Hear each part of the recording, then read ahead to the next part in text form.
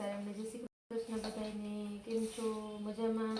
તો જો આપણે રસોઈનો ટાઈમ થઈ ગયો અને રસોઈ માંડી દીધી છે. તો જો પપ્પા માટે મેં કેળાનું શાક બનાવ્યું છે, એને એકને જ જમવું છે.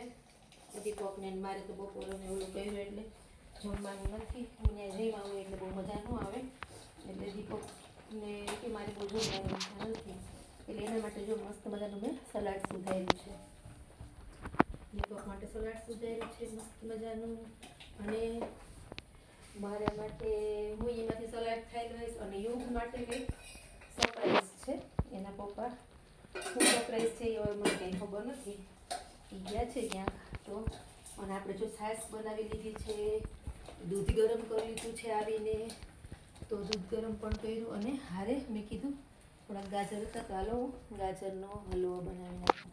મારો ફેવરિટ ગાજરનો હલવો, મને ગાજરનો હલવો બહુ જ ભાવે.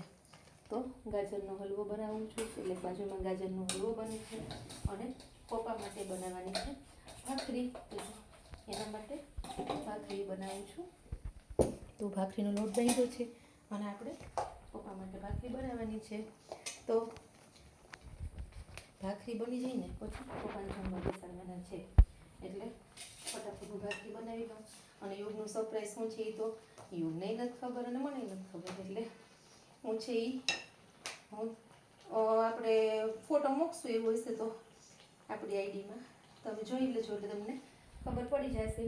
અને હલવો, ગાજરનો હલવો કોને કોને ભાવે છે એને મને ખાસ કોમેન્ટ કરજો કે ગાજરનો હલવો કોને કોને ભાવે છે.